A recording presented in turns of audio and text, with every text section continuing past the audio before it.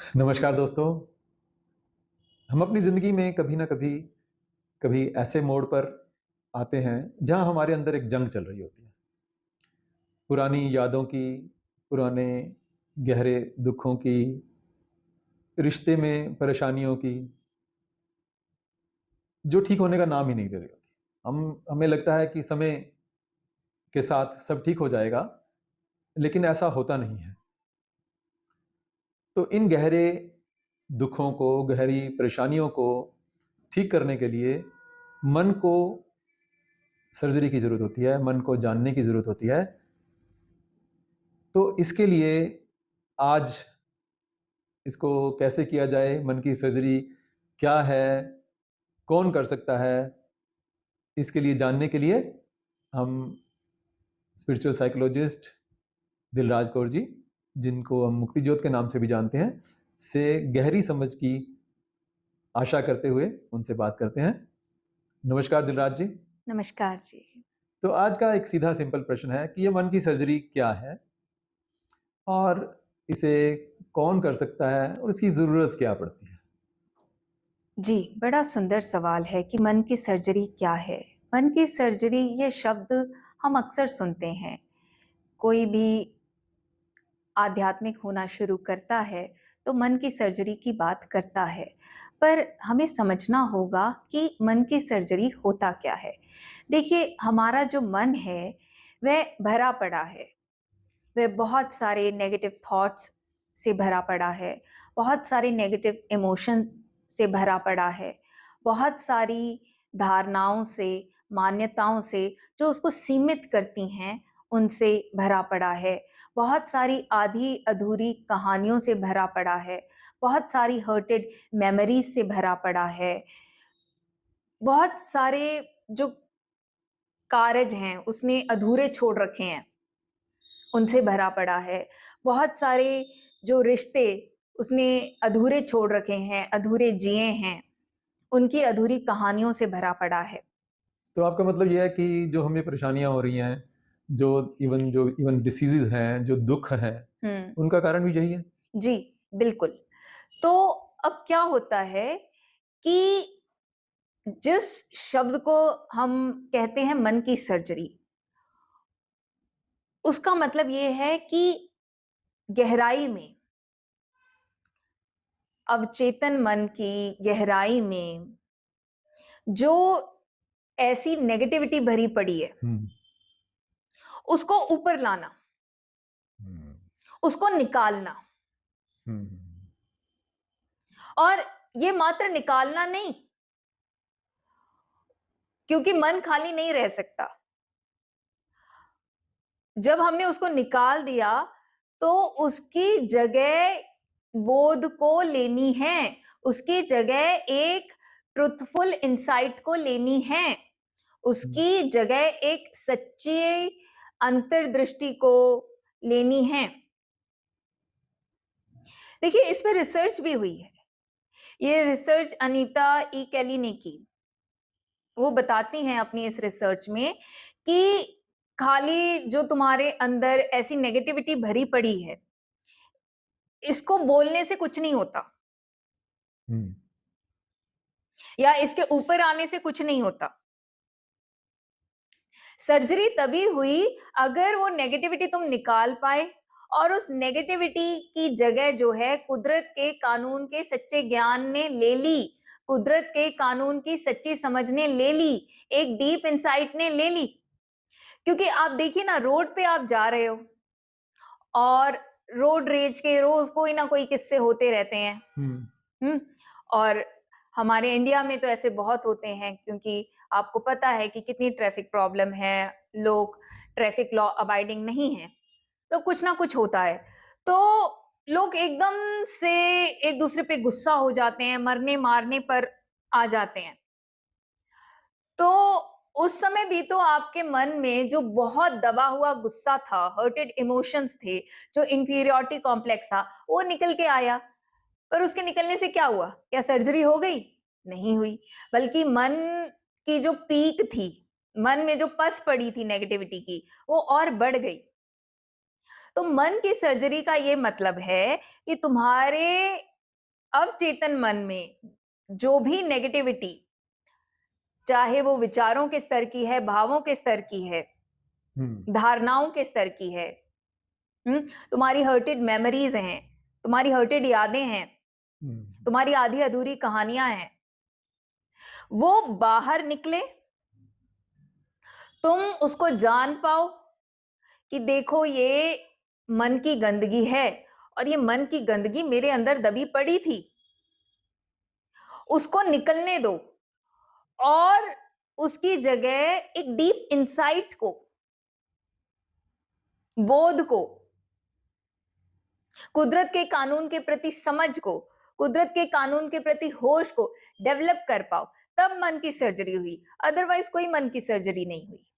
अच्छा, तो मन की सर्जरी का अर्थ है कि आज दिन तक जो हमने कड़वाहट अपने मन में भर ली है, गुस्से के रूप में, ईर्ष्या के रूप में, नफरत के रूप में, बदले के रूप में, इन सबको निकालना और बुद्धि को कुदरत के कानून के ज्ञान से, कुदरत के कानून की समझ से भरना। जी बिल्कुल, हमने अपनी बुद्धि को कुदरत के कानून की समझ देनी है, कुदरत के कानून के प्रति होश देना है, क्योंकि आज दिन तक तो हमने जाने अनजाने बुद्धि का बड़ा दुरुपयोग कर दिया ना। जब बुद्धि ऐसे सोचती है कि मेरे को सामने वाले को नीचा कैसे दिखाना है, मेरे को किसी से बदला कैसे लेना है, मेरे को किसी की बेइज्जती कैसे करनी है, तो उस समय बुद्धि का दुरुपयोग होता है और जो हमारे मन की गंदगी है वह बढ़ती है।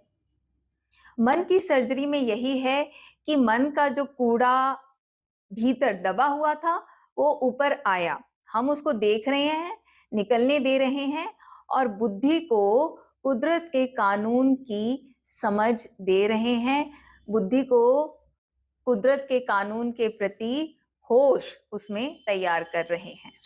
तो अब प्रश्न उठता है, बट ये सर्जरी की कैसे जाए? कौन कर सकता है इस सर्जरी को? जी, देखिए इस सर्जरी को करने के ना 2 तरीके हैं। पहला कौन-सा बताऊँ? पहला छोटा तरीका बताऊँ या लंबा तरीका बताऊँ? पहले छोटा ही बताइए।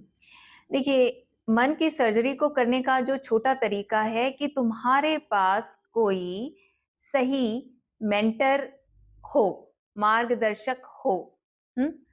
जो तुम्हारे मन की सर्जरी कर सके। जो तुम्हारे अहंकार को इतना चैलेंज कर सके कि जो भी इस मन में अहंकार की गंदगी भरी पड़ी है, गुस्सा भरा पड़ा है, द्वेष भरा पड़ा है, नफरत भरी पड़ी है, अस्वीकार भरा भरा पड़ा है, बदला लेने की भावना भरी पड़ी है, तुलना की भावना भरी पड़ी है, नीचा दिखाने की भावना भरी पड़ी है, वह सब निकल कर बाहर आए।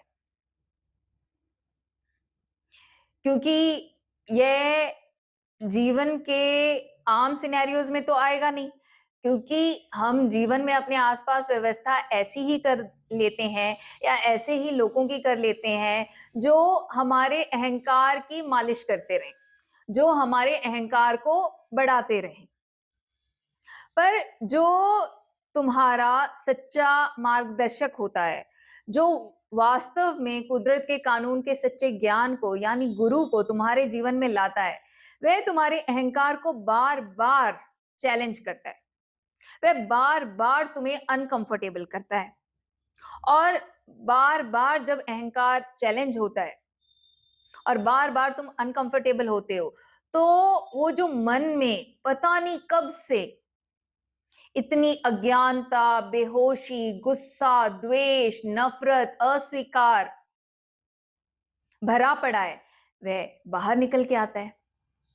वह बाहर निकलेगा तो उसको निकलने देना है और फिर वह तुम्हारी कुदरत के कानून के प्रति समझ तैयार करने में मदद करता है, कुदरत के कानून के प्रति होश तैयार करने में मदद करता है और जिस काम को कई बार ना जाने कितने वर्ष लग जाएं या हो सकता है युग भी लग जाएं, किसी सही मार्गदर्शक की निगरानी में यह काम कुछ ही वर्षों में हो सकता है। प्रोवाइडेड, क्या हम ग्रहणशील हैं? क्या हम अपने अहंकार को पहचान सकते हैं? क्योंकि दिक्कत क्या आती है कि अब जब ये अहंकार बाहर निकलेगा, ये हमारा ही नुकसान करेगा। ये हमसे यही सोचवाएगा कि ये सामने वाला कौन होता है? ये मुझे ऐसे कैसे बोल सकता है? ये मेरे साथ ऐसे बिहेव कैसे कर सकता है? ये कौन होता है? हाँ, अब इस अहंकार के जो हथियार होते हैं कि तुलना करना, नीचा दिखाना, बेइज़्ज़त करना, तो ये किसी न किसी तरह से यही हथकंडे अपनाएगा, मार्गदर्शक को ही जो है हर्ट करने की कोशिश करेगा, नीचा दिखाने की कोशिश करेगा, बेइज़्ज़त दिखाने की कोशिश करेगा। तो इसमें नुकसान मार्गदर्शक का नहीं हो रहा, तुम्हारा खुद का हो रहा है और तुम्हारी वे गंदगी बढ़ती जा रही है। जितनी बढ़ाओगे, उतना ही लंबा समय लगेगा और दूसरा जो तरीका है, वो लंबा तरीका है। वही उसमें तो फिर अ, हमें नहीं पता कि कितना समय लगे।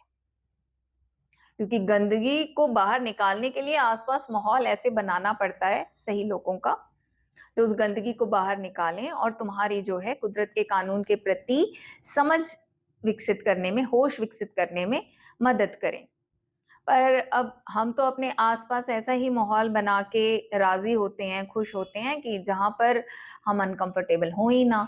तो उसमें चलो हमारी ग्रहणशीलता के हिसाब से, पात्रता के हिसाब से, कुदरत फिर अपने तरीके से कुछ ना कुछ ऐसी घटनाएँ, परिस्थितियाँ बनाती रहती है, जिसमें हमारा मनमुटाव होता है, बुरा लगता है, हमारे रिश्ते टूटते हैं, हमारे रिश्तों में कड़वाहट आती है, शरीर पर दिक्कतें आती हैं और उसमें भी कोई गारंटी नहीं होती कि हमको समझ आएगा या नहीं आएगा।